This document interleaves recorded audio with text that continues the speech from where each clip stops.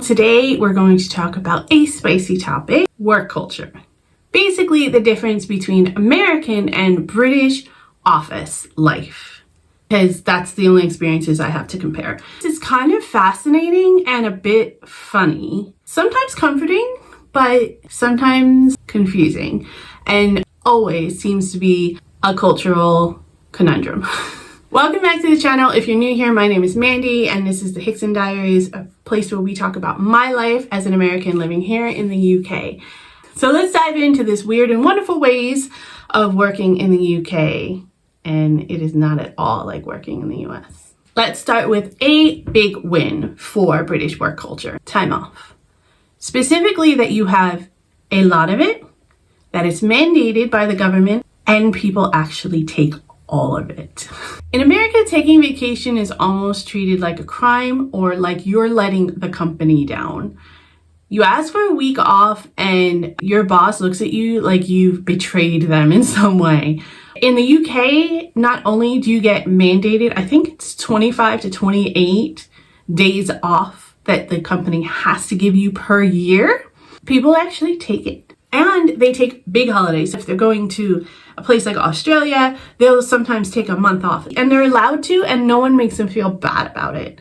It's crazy in my eyes because I remember being chastised almost when I wanted to take 2 weeks off in a row in order to come back to England for Christmas. So for me as an American, it's just such a clash and such a culture shock to be able to have all of this time off and also be kind of forced to take it. As an American, because I'm so not used to having this much time off and having the company push you to take the time off that I don't even know what to do with myself sometimes. I find myself just taking off random days here and there just because, and not really having any plans and being on my own, but still getting paid for it. It's kind of badass. And the best part about it is no one's sending you text messages or emails saying, hey, just real quick while you're away, or I know you're off, but I really need you to take a look at this, or have you gotten a chance to look at this email? Will you be checking your emails on your time off? It just seems like here in the UK, not using your time off or having an extra day or two at the end of the year is just weird. And in the United States, using your time off is weird. So it is something that I've had to get used to, but it is a problem that I'm willing to take on more than anything. Now let's talk about HR.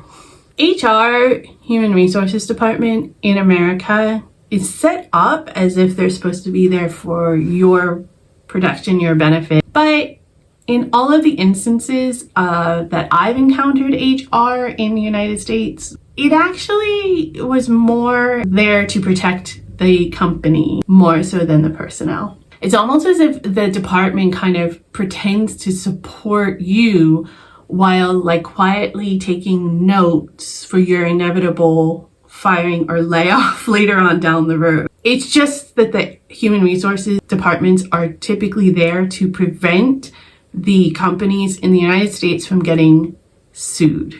I'm sure that's not what it was intended for when it came up originally when they were initiated into all of these cultures, but that's exactly what it has turned into. They just really want to make sure that you are not violating the law in any way, that you're not going to hold the company accountable in any way, and that the company will not end up being liable in any way, shape, or form for your leaving or your uncomfortableness, even though most of the time they're 100% the culprit. UK though, I've noticed that the Human Resources Department is much more oriented towards protecting and creating a good environment for its workers.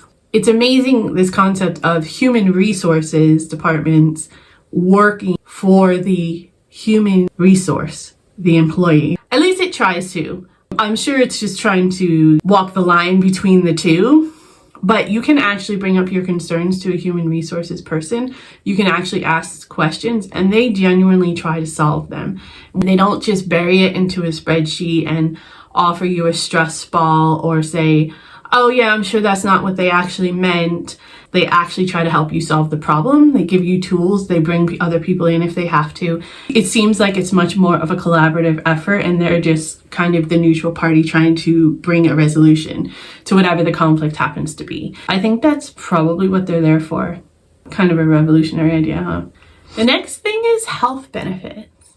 It's kind of a weird to realize, wait, that's not my problem to worry about. It still blows my mind and is something I'm still getting used to while living here in the United Kingdom. But medical benefits don't really exist here. The lack of needing to think about them is mind-boggling for me. In the United States, job hunting is very much predicated on two things: salary and what kind of benefits you get offered. So benefits being the equivalent of medical insurance, eye insurance, and dental insurance, and if they have any retirement associated with that. Those are pretty much the key things that you're looking for when you're looking for a job in America. And this is not at all, do I want to be passionate about this? Is this a good company to work for? Is this a place that I can grow as a professional? Is this something that I can actually thrive in? But in the UK, your job doesn't determine your access to healthcare. Yes, there are lots of companies that offer private healthcare now, and that's a great perk, but you don't have to use it. And if you don't have benefits provided directly from your employer, you still have the national health insurance, the NHS. It's not something you have to worry about with your job. And if you're thinking of leaving your job here in the UK, you don't have to worry about how long my benefits are going to be available for. Can I get all my services before I leave? Will I have to pay Cobra? Is there going to be a gap? Is it going to affect my family?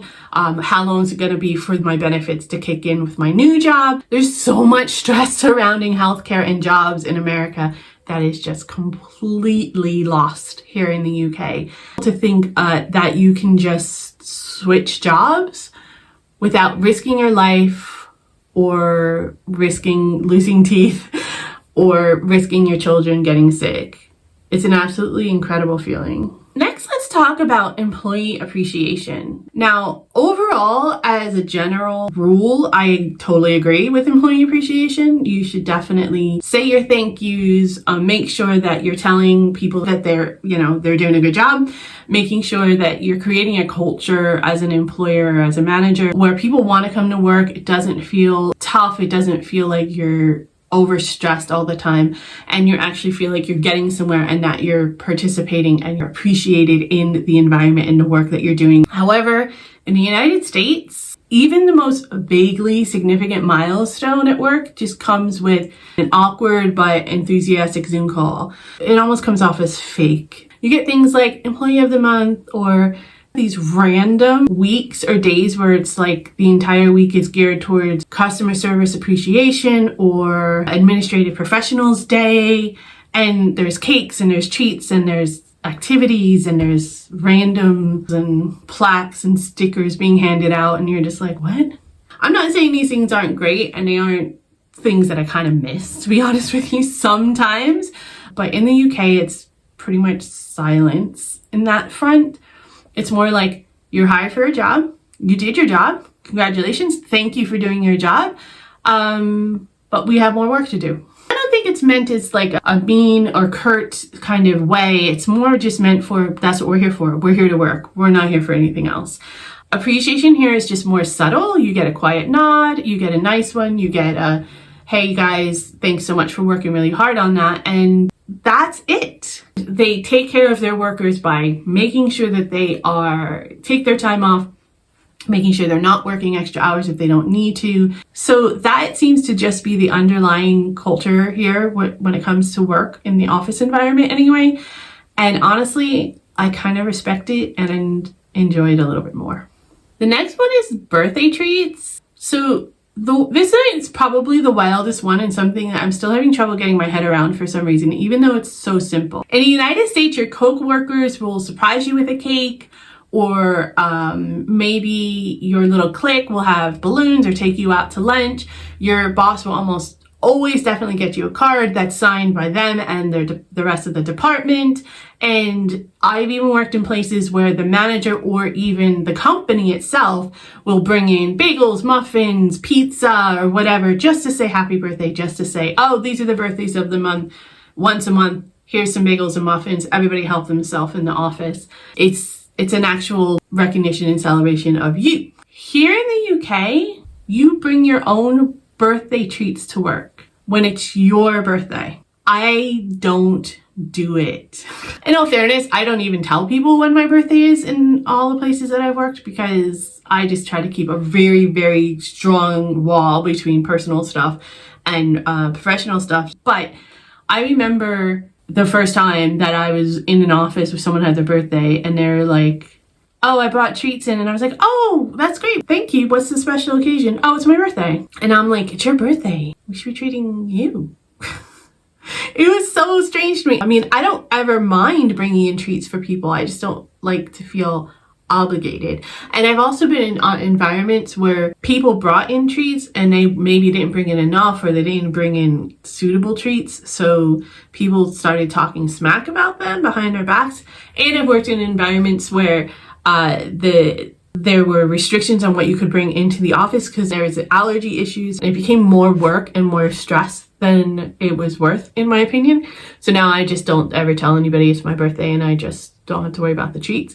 And I also am very, very careful about participating in other people's treats. So I try not to take advantage by eating other people's stuff and then never bring anything in. I just feel like it's my birthday and I should be treated. Maybe that makes me a terrible person, but the next thing that is really, really strange to me about work culture here in the UK is how you greet people, especially when you meet them for the first time in a professional setting. Now, in America, I come from, you need a firm handshake. A firm handshake is a good first impression, and it kind of gives you a rite of passage into the workforce. It's all about how you enter the room and how you present yourself.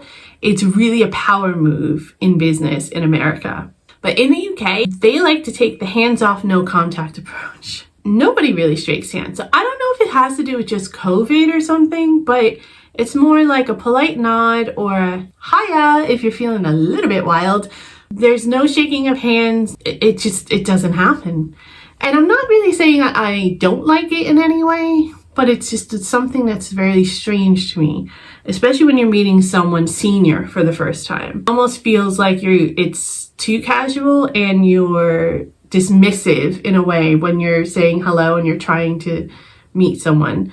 That's just my point of view from my experience in working in the United States. Everybody shakes hands. For me, it feels awkward to not shake people's hands. I guess it goes with the more informal, just overall aesthetic of work culture here in the United Kingdom. But so key takeaway basically is, yeah, work culture is different between the United States and the United Kingdom, in case you didn't guess. Quieter, it's much more understated and much more reserved, less of the come on guys, let's get this done, you know, that rah America kind of mentality that is underlying in everything in the United States. The time off is a huge positive. The not having to worry about your healthcare benefits is a huge positive. Not having to make tons of excuses or tell your entire personal life story in order to take a sick day, but having to buy your own treats to celebrate yourself seems a little bit arrogant and off, in my opinion. But in all honesty, I would trade that for a proper vacation and a little bit of peace of mind. You guys tell me what you think. Thanks for listening. I'll see you guys next time. Stay safe.